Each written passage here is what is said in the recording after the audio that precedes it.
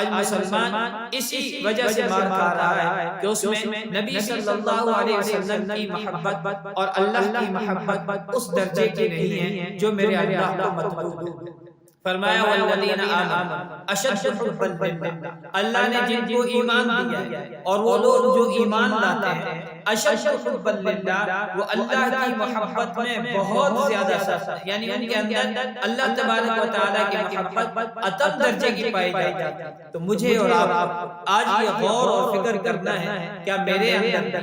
آپ علیہ السلام کی محبت کا معیار وہی ہے جو میرے اللہ کو مطلوب ہے؟ اور صلی اللہ علیہ وسلم سے محبت کا معیار وہی ہے جو نبی صلی اللہ علیہ وسلم اور شریعت کو مطلوب ہے؟ اور اگر یہ مطلوب نہیں تو پھر خطرے کی بات۔ سورہ توبہ کے اندر اللہ تبارک و تعالی نے آیت نمبر 24 میں ارشاد فرمایا قل ان کان آباؤکم، اب قل آپ فرما دیجئے کہ اگر تمہارے والد او ابناؤکم اور تمہارے بیٹے و اخوانکم اور تمہارے بھائی و ازواجکم اور تمہاری بیویاں و عشیرتکم اور تمہارا قبیلہ و اموال اقترفتموها اور تمہارا مال جو تم جمع کر کر کے رکھتے ہو و تجارت تخشون کسادها اور تمہارا وہ مال تجارت یا ذریعہ تجارت جس کے کسمندی کا جس کے گھاٹے میں پڑ جانے سے تم خوف کھاتے ہو وہ مساکن اور تمہارے گھر تمہارے بنگلے تمہاری بالیاں یہ تمہیں زیادہ پسند ہے